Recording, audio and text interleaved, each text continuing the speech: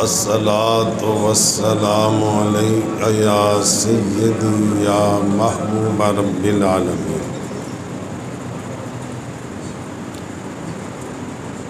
امام اہل سنت امام احمد رضا اعلیٰ حضرت رحمۃ اللہ تعالی علیہ کا یوم وصال کل تھا 25 صفر، اور امام ربانی مجدد الفسانی رحمۃ اللہ علیہ کا وصال ہے 28 صفر۔ تو تھوڑا تھوڑا ان دونوں کے بارے میں عرض کیا جائے گا۔ امام اہل سنت اعلیٰ حضرت رحمۃ اللہ علیہ کی ساری زندگی اس حدیث کا مصداق تھی کہ حضور علیہ السلام نے فرمایا، من احب للہ و ابغض للہ و آطا للہ و منع للہ فقد استکمل الایمان۔ جس نے کسی سے محبت کی تو صرف اللہ کے لیے، کسی سے دشمنی کی تو صرف اللہ کے لیے، کسی کو کچھ دیا تو صرف اللہ کے لیے، کسی کو کچھ نہیں دیا تو صرف اللہ کے لیے، اس نے اپنا ایمان مکمل کر لیا۔ آپ کی ساری زندگی اس حدیث کے مطابق گزری، بلکہ آپ سن کر حیران ہوں گے۔ آپ فرماتے ہیں، میں نے اولاد سے کبھی اس لیے محبت نہیں کی کہ میری اولاد ہے، بلکہ میں اولاد سے محبت اس لیے کرتا ہوں کہ اللہ رسول نے اولاد سے محبت کرنے کا حکم دیا۔ تو آپ دیکھیں گے، بظاہر تو معمولی لگتا ہے، لیکن حقیقت میں یہ بہت بڑی بات ہے۔ ہم سارے اولاد سے تقریباً من حیث الاولاد ہی محبت کرتے ہیں، اور فرماتے ہیں، مال سے میں نے کبھی اس لیے محبت نہیں کی کہ وہ مال ہے، بلکہ اس لیے مجھے محبت ہے کہ اللہ رسول کی راہ میں خرچ کرنے کا ذریعہ۔ اس لیے آپ فرماتے ہیں نا، انہیں جانا انہیں مانا نہ رکھا غیر سے کام، انہیں جانا انہیں مانا نہ رکھا غیر سے کام، للہ الحمد میں دنیا سے مسلمان گیا، للہ الحمد میں دنیا سے مسلمان گیا۔ فرماتے ہیں، اگر میرے دل کو 2 ٹکڑے کیا جائے تو ایک پر لکھا ہوگا لا الہ الا اللہ، اور دوسرے پر لکھا ہوگا محمد رسول اللہ۔ فرماتے ہیں، دل ہے وہ دل جو تیری یاد سے معمور رہا، معمور میں نے آباد، دل ہے وہ دل جو تیری یاد سے معمور رہا، سر ہے وہ سر جو تیرے قدموں پہ قربان گیا، سر ہے وہ سر جو تیرے قدموں پہ قربان گیا۔ آپ کا تصور دیکھیں، آپ فرماتے ہیں، طوبہ میں جو سب سے اونچی نازک سیدھی نکلی شاخ، طوبہ جنت کا ایک درخت ہے جس کا سایہ جنت کے ہر مقام پہ پڑتا ہے۔ 100 سال سوار چلتا رہے تو اس کا سایہ ختم نہیں ہوتا۔ فرماتے ہیں، طوبہ میں جو سب سے اونچی نازک سیدھی نکلی شاخ، مانگو نعت نبی لکھنے کو روح قدس سے ایسی شاخ کہ اس درخت میں جو سب سے اعلیٰ ٹہنی ہے، میں جبریل سے کہوں، اے جبریل مجھے ٹہنی لا کر دو تاکہ میں اس کا قلم بنا کے اپنے آقا کی نعتیں لکھوں۔ طوبہ میں جو سب سے اونچی نازک سیدھی نکلی شاخ، مانگو نعت نبی لکھنے کو روح قدس سے ایسی شاخ فرماتے ہیں نہ مرا گوشت پہ مدح نہ مرا ہوش زمیں، مجھے کوئی برا کہتا رہے تب بھی مجھے پرواہ نہیں، مجھے کوئی تعریفیں کرتا رہے تب بھی کوئی پرواہ نہیں، نہ مرا گوشت پہ مدح نہ مرا ہوش زمیں، منم و کنج خمولے نہ گنجد درو ہے، جز من و چند دواتے و کتاب قلم، میں ہوں اور ایک کونا ہو، کتابیں رکھی ہوں، قلم رکھا ہو، میں اپنے نبی کی نعت لکھتا رہوں۔ انہیں جانا انہیں مانا نہ رکھا غیر سے کام، انہیں جانا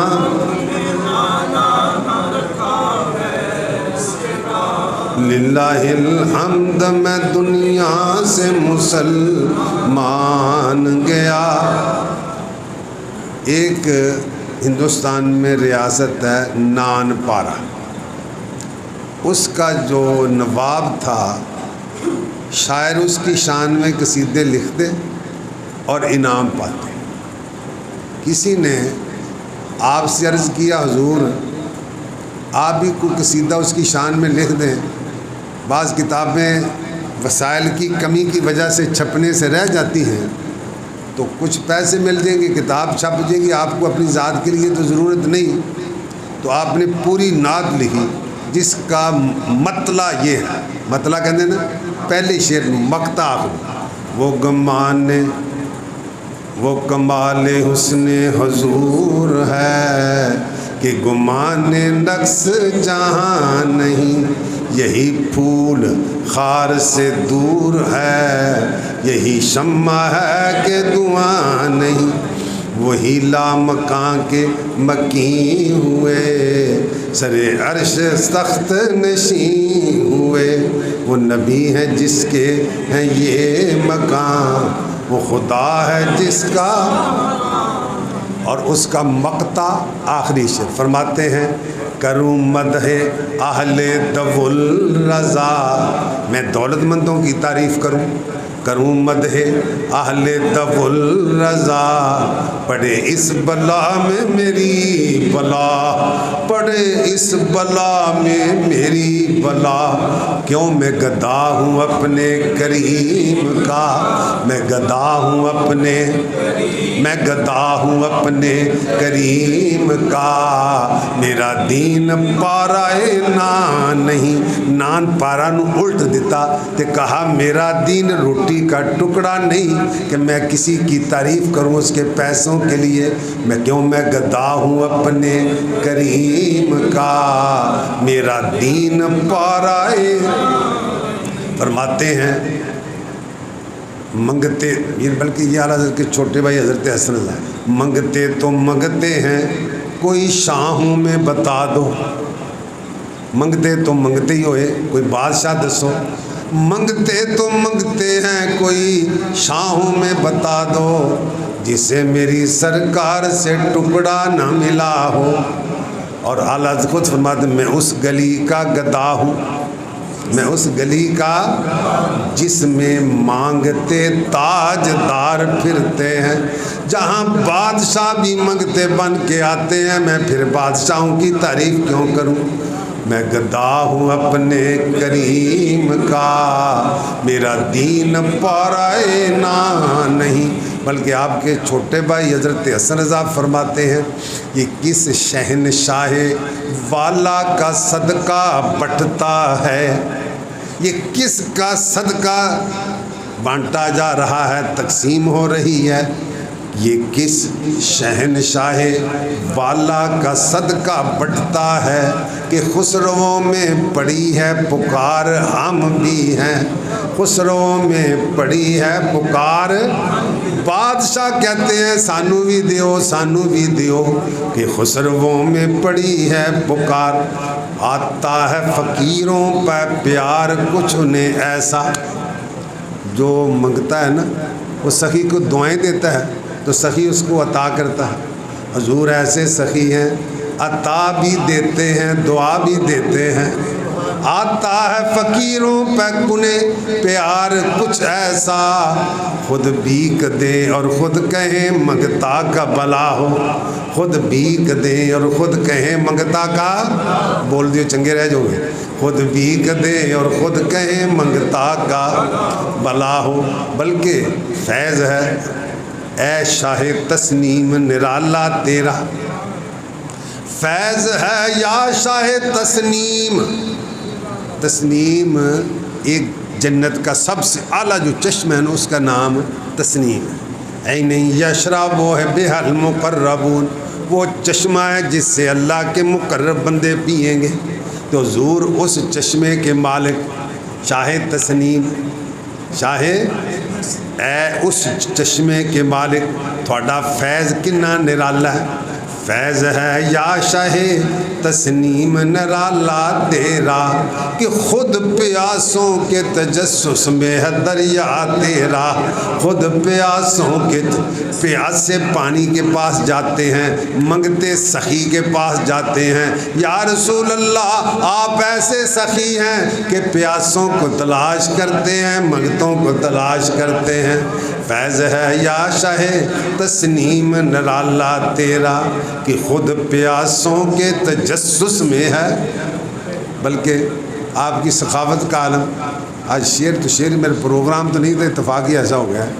فرماتے ہیں آسماں خان زمین خان زمانہ مہمان، آسماں خان سارا آسمان بھی دسترخوان، ساری زمین بھی، زمین والے بھی مہمان تے آسمان والے بھی، اچھی بولو یار، زمین والے بھی آسمان والے بھی۔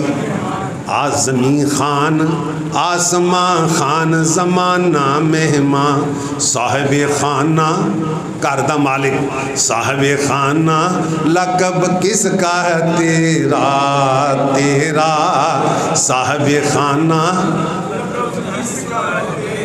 صاحب خانہ گھر دا مالک کون ہے، صاحب خانہ لقب کس کا ہے تیرا۔ بلکہ اس کی وجہ بھی بیان کرتے ہیں، فرماتے ہیں میں تو مالک ہی کہوں گا، میں تو مالک ہی کہوں گا کہ ہو مالک کے حبیب۔ یا رسول اللہ میں آپ کو مالک کیوں کہتا ہوں کہ جو مالک کی حقیقی ہے آپ اس کے محبوب ہیں، آپ اس کے، میں تو مالک ہی کہوں گا کہ ہو مالک کے حبیب، یعنی محبوب و محب میں نہیں میرا تیرا۔ محبوب اور محب میں یہ نہیں ہوتا یہ میرا ہے یہ تیرا ہے، یہ محب کا ہے یہ محبوب کا ہے، جو محب کا وہ محبوب کا، جو محبوب کا محب کا، جو خدا کا مصطفیٰ کا۔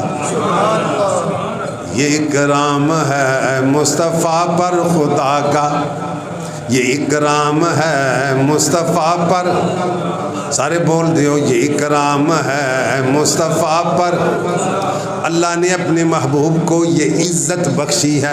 ادھر میں نے کیا ہے کہ اللہ نے اپنے محبوب کو یہ اکرام ہے مصطفیٰ پر خدا کا، کہ سب کچھ خدا کا ہوا مصطفیٰ کا، کہ سب کچھ خدا کا، کہ سب کچھ خدا کا ہوا مصطفیٰ کا، کہ سب کچھ خدا کا، کہ سب کچھ خدا کا۔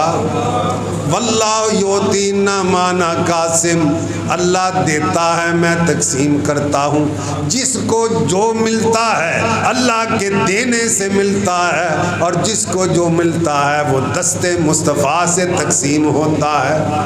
کسی کو کچھ نہیں ملتا تیری عطا کے بغیر، یا رسول اللہ کسی کو کچھ نہیں ملتا تیری عطا کے بغیر، کیوں؟ خدا بھی کچھ نہیں دیتا تیری رضا کے بغیر، خدا بھی کچھ نہیں دیتا، ہر جزو کائنات کو ہے تیری احتیاج، احتیاج میں نے ضرورت، حاجت، کائنات کے ہر جز مصطفیٰ کا محتاج، ہر جزو کائنات کو ہے تیری احتیاج، ہوتا نہیں کسی کا گزارا تیرے بغیر، ہوتا نہیں کسی کا گزارا تیرے بغیر۔ عشق کا یہ عالم تھا، جب کوئی مدینہ منورہ سے حاضر ہوتا آپ کی بارگاہ میں حاضری کے لیے آتا، آپ پوچھے مدینہ کی حاضری ہوئی ہے، اگر کہتا نہیں تو رخ پھیر لیتے، توجہ ہی نہ کرتے، اور اگر کہتا میں مدینہ منورہ حاضر ہوا ہوں، آپ فوراً اس کے قدم چوم لیتے۔ اور کیا فرماتے ہیں؟ لحد میں عشق رخ شاہ کا داغ لے کے چلے، لحد میں نے قبر، لحد میں عشق رخ شاہ کا داغ لے کے چلے، اندھیری رات سنی تھی چراغ لے کے چلے، اندھیری رات سنی تھی چراغ لے کے چلے، اے عشق تیرے صدقے جلنے سے چھٹے سستے۔ عشق مصطفیٰ کی وہ آگ ہے جو سچی مچی ہوئے نا جہنم کی آگ کو بجھا دیتی ہے۔ آتش عشق مصطفیٰ جہنم کی آگ کو، بلکہ روایتوں میں آتا ہے جب مومن کامل پرسراج سے گزرے گا جہنم چیخے گی چلائے گی، جلدی سے گزر جا تیرے ایمان کے نور نے میرے شعلوں کو بجھا دیا ہے۔ اے عشق تیرے صدقے جلنے سے چھٹے سستے، جو آگ بجھا دے گی وہ آگ لگائی ہے، جو آگ بجھا دے گی وہ آگ۔ اور آپ 13 سال کی عمر میں، تم دیکھو 13 سال سے بچہ، تیری کتنی عمر ہے بھائی؟ ہیں 16، 13 تک کتنا؟ 13 سال کی عمر میں تمام علوم متداولہ سے پڑھ کر آپ فارغ ہو گئے تھے اور مفتی بن گئے تھے۔ کیا بن گئے تھے؟ تو ایک آدمی آپ کے والد کے پاس آیا کوئی فتویٰ پوچھنے کے لیے، تو آپ نے فرمایا میں نے نا فتویٰ لکھنا چھوڑ دیا ہے، ساتھ والے کمرے میں مفتی صاحب بیٹھے ہیں، ان سے جا کے مسئلہ پوچھ لو۔ وہ گیا حضور، وہاں کوئی مفتی تو نہیں، ایک بچہ سا بیٹھا ہے، فرمایا وہی بچہ مفتی ہے۔ تو 13 سال کی عمر میں آپ تمام علوم متداولہ سے فارغ ہوئے۔ بلکہ آپ فرماتے ہیں ایک دن مجھے استاد کہنے لگے تم جن ہو کوئی انسان، مجھے پڑھاتے ہوئے دیر لگتی ہے، تجھے یاد کرتے ہوئے دیر ہی نہیں لگتی۔ آپ نے فرمایا اللہ کے فضل سے میں انسان ہوں، اور یہ محبوب کا فضل ہے کہ اللہ نے مجھے یہ عطا فرمایا۔ اور یہ تو مشہور ہے نا کہ آپ نے باقاعدہ قرآن پورا یاد نہیں کیا تھا، بہت سا یاد تھا مگر باقاعدہ، تو کسی نے آپ کے نام کے ساتھ لکھ دیا حافظ۔ تو ہم تو ہیں کہ اگر ہمیں کوئی خوبی نہ بھی ہو، ہم چاہتے ہیں کہ وہ ہمارے وہ کمال لکھے جائیں۔ انہوں نے کہا کہ میں حافظ نہیں ہوں، تو یہ میرے بارے میں گمان رکھتا ہے کہ میں حافظ ہوں، تو میں اس کا گمان سچ کرنے کے لیے حافظ بانی نہ جاؤں۔ تو رمضان کے مہینے میں مغرب کے بعد حافظ سے قرآن پارہ سنتے اور وہی تراویح میں سنا دیتے۔ ایک مہینے کی قلیل مدت میں، اور مدت بھی وہ تھی نا مغرب اور عشاء کا درمیانی فاصلہ، قرآن یاد کر لیں۔ این سعادت بزور بازو نیست تا نہ بخشد خدائے بخشندہ۔ آپ ایک جگہ تشریف لے گئے محدث سورتی رحمۃ اللہ علیہ، تو ایک کتاب ان کے کتب خانے میں دیکھی جو آپ کے پاس نہیں تھی، تو آپ نے فرمایا کہ یہ کتاب مجھے دے دیں، میں ساتھ لے جاؤں۔ تو محدث سورتی رحمۃ اللہ علیہ نے فرمایا کہ پڑھ کر نہ جلدی واپس کر دینا۔ آپ کا اسی دن آنے کا ارادہ تھا، مگر کسی عقیدت مند نے مجبور کر کے رات آپ کو ٹھہرا دیا۔ جب دوسرے دن سامان تیار کرنے لگے تو فرمایا کہ محدث صاحب کی کتاب واپس کر۔ جب ان کے پاس کتاب پہنچی وہ سمجھے کہ جو میں نے کہا تھا نا کہ جلد واپس کر دینا، شاید ناراض ہو گئے ہیں، اس لیے آپ کی خدمت میں حاضر ہوئے ہیں۔ عرض کیا حضور آپ ناراض ہو گئے، کتاب واپس بھیج دی؟ فرمایا اگر میں کل ہی چلا جاتا تو لے جاتا، رات میں یہاں رہا ہوں تو میں نے ساری کتاب پڑھ لی۔ کہنے لگے وہ ایک مرتبہ پڑھنے سے ساری کتاب یاد ہو گئی ہے؟ فرمایا کئی مہینے تو اس کے الفاظ بھی نہیں بھولیں گے، مضمون تو عمر بھر کے لیے محفوظ ہو گیا۔ مضمون تو عمر، آپ ایک جگہ تشریف لیں گے تو ایک فتاوی ہے بہت بڑا، تو اب شروع میں فہرست ہوتی ہے نا، تو فہرست نہیں تھی۔ فہرست میں یہ ہوتا ہے کہ یہ مضمون فلاں صفحے میں ہے، یہ مضمون فلاں صفحے میں ہے، یہ مضمون فلاں صفحے میں ہے۔ تو فرمایا مولانا میں آپ کی فہرست بنانا دوں؟ تو ایک مرتبہ پڑھنے سے ان کی ساری فہرست بنا دیں، اور یہ حفظ قرآن سے بھی مشکل ہے یہ، اور وہ پوری کتاب کا مضمون یاد ہو جانا یہ حفظ قرآن سے بھی مشکل ہے۔ اور آپ 22 سال کی عمر میں احمد نوری کے مرید ہوئے، جو ہی مرید ہوئے پیر نے خلافت بھی عطا فرما دی۔ ایک بندہ عرض کرتا ہے حضور آپ کے پاس لوگ آتے ہیں، آپ ان کو ریاضت کراتے ہیں، چلے کراتے ہیں، کئی سالوں کے بعد جا کے خلافت دیتے ہیں، یہ لڑکا آیا ابھی بیعت ہوا، ابھی آپ نے خلافت بھی عطا فرما دی۔ آپ نے فرمایا اور لوگ آتے ہیں میلے کچالے دل لے کر، ان کے دل سے زنگ اتارنے کے لیے چلوں کی ریاضت عبادت کی ضرورت ہوتی ہے۔ احمد رضا پاک صاف دل لے کے آیا تھا، صرف نسبت کی ضرورت تھی، وہ آپ حاصل ہو گئی۔ اور بلکہ آپ نے فرمایا کہ پہلے مجھے فکر تھی کہ رب پوچھے گا تو میرے پاس کیا لے کے آیا ہے تو میں کیا جواب دوں گا، یہ فکر بھی ختم ہو گئی ہے۔ جب اللہ پوچھے گا کیا لے کے آیا ہے، میں احمد رضا کو پیش کر دوں گا میں تیری بارگاہ میں سے لے کر آیا۔ اور امام ربانی مجدد الافسانی رحمۃ اللہ تعالی علیہ، آپ کے بڑی ہی کرامتیں ہیں۔ علامہ نبہانی نے ایک جامع کرامات الاولیاء میں ان کا خود مقولہ لکھا ہے، آپ فرماتے ہیں اطلعنی اللہ علی اسماء من یدخلون فی سلسلۃ من الرجال والنساء الی یوم القیامہ وان نسبتی ہذہ تبقی الی یوم القیامۃ بواسطۃ اولادی۔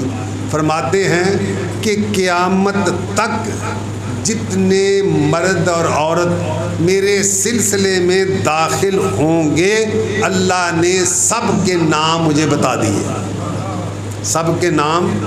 اور بزرگ بعض ہوتے ہیں کہ اللہ ان کو جو کمالات عطا فرماتا ہے بعض اوقات وہ اظہار نعمت کے لیے اسے بیان کرتے ہیں، اس کو کہتے ہیں تحدیث نعمت۔ تو آپ نے اپنے کچھ کمالات بیان کیے، تو ایک بندے نے آپ کو خط لکھا کہ جن کمالات کا آپ دعویٰ کرتے ہیں صحابہ کو حاصل تھے یا نہیں تھے، اگر تھے تو تدریجاً آہستہ آہستہ حاصل ہوئے یا یک بارگی؟ آپ نے فرمایا کہ اس کا جواب آپ کے حاضر ہونے پر ملے گا۔ وہ حاضر ہوا، آپ نے توجہ فرمائی، جن کمالات کا آپ نے اپنے لیے دعویٰ کیا تھا سارے کمالات اس کو ایک آن میں حاصل ہو گئے، تو اسے معلوم ہوا کہ آپ کا مرتبہ کیا ہے، آپ کی کمال۔ اکبر نے دین الہی بنایا جو سارے دینوں کا مجموعہ، کوئی یہودیوں کا، کوئی ہندوؤں کا، کوئی عیسائیوں کا، اور جو کوئی مسلمانوں کا، اور جو حق اور باطل سے ملا ہوتا ہے وہ باطل ہوتا ہے، حق نہیں ہوتا ہے۔ حق اور باطل کا مجموعہ، حق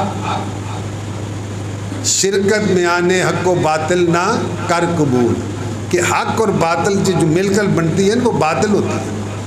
تو بہرحال وہ تو آپ کے ابتدائی زمانے میں مر گیا، اس کے بعد جہانگیر نے بھی اسی دین کو رائج کیا۔ امام ربانی مجدد الافسانی رحمۃ اللہ علیہ نے اس کے مقابلے میں ڈٹ گئے، اور علماء نے ہر زمانے میں ہوتے ہیں اچھے برے، فتویٰ دے دیا کہ بادشاہ کو سجدہ تعظیمی جائز ہے۔ سجدہ عبادت تو کبھی کسی کو یاد نہیں رہا، جائز نہیں رہا، تو اس دین میں سجدہ تعظیمی بھی اللہ کے غیر کو جائز، مگر علماء نے فتویٰ دے دیا، مگر آپ کو بلایا گیا، آپ نے سجدہ کرنے سے انکار کر دیا، آپ کو قلعہ گوالیار میں قید کر دیا گیا، 3 سال آپ قید رہے۔ مگر علامہ نبہانی لکھتے ہیں کہ جب جمعہ کا دن آتا، سارے پہرے دار موجود ہوتے، جیل کے دروازے بند ہوتے، مگر آپ جمعہ پڑھنے کے لیے جاتے آتے، نہ کسی کو جانے کا پتہ لگتا، نہ کسی کو آنے پڑتا۔ تو اللہ والے وہ اپنی کرامتیں بلا ضرورت ظاہر نہیں کرتے ہیں، اگر وہ آ جا سکتے تھے تو ہر وقت نکل بھی سکتے تھے۔ تو یہ اسی لیے اقبال کیا کہتا ہے، حاضر ہوا میں اس شیخ مجدد کی لحد پر، وہ خاک کے زیر فلک مطلع انوار۔ فرماتے ہیں میں مجدد الافسانی کی قبر پر گیا، وہ کیسی خاک ہے، آسمان کے نیچے جہاں نور کی بارش ہو رہی ہے۔ میں حاضر ہوا اس شیخ مجدد کی لحد پر کہ وہ خاک کہ ہے زیر فلک مطلع انوار، اس خاک کے ذروں سے ہیں شرمندہ ستارے، اس خاک کے ذروں سے ہے شرمندہ ستارے، اس خاک میں پوشیدہ ہے وہ صاحب اسرار، اور گردن نہ جھکی جس کی جہانگیر کے آگے، گردن نہ جھکی جس کی جہانگیر کے آگے، اللہ نے کیا جس کو بر وقت خبردار، اللہ نے کیا جس کو بر وقت خبردار۔ اگر آپ دین الہی کے آگے بند نہ باندھتے، رکاوٹ نہ کرتے، تو آج یہ بر صغیر پاک و ہند کی یہ حالت نہ ہوتی۔ تو حضرت مجدد الافسانی رحمۃ اللہ علیہ نے اس کے آگے بند باندھا اور دین الہی کو ناکام کر دیا اور دین کے جھنڈے کو قائم کر دیا۔ تو 28 صفر آج کے لیے 26 آپ کا یوم وصال ہے۔ حضرت مجدد الافسانی رحمۃ اللہ تعالی علیہ، اب جتنے بھی پاکستان بلکہ ہندوستان میں جتنی بھی وہ نقش بندیوں کی گدیاں ہیں، وہ ساری کی ساری سلسلہ حضرت مجدد الافسانی رحمۃ اللہ تعالی علیہ تک پہنچتا ہے۔ آپ کو ایک بندے نے افطار کی دعوت دی، آپ نے قبول کر لی، دوسرے نے، یہاں تک کہ 10 بندوں نے آپ کو افطار کی دعوت دی، مگر جب شام ہوئی تو اب یک وقت 10 کے ہاں تشریف لے گئے۔ غوث پاک داد کتنے آئے؟ 70 گئے 70 مریدوں کے یہاں آقا، سمجھ میں آ نہیں سکتا مہمہ غوث اعظم کا۔ اللہ کریم اپنے بندوں کو وہ شان عطا فرماتا ہے جو عام انسان کی عقل و فکر سے باہر ہیں۔ دعا ہے کہ اللہ ہم سب کو حسن عمل، حسن نیت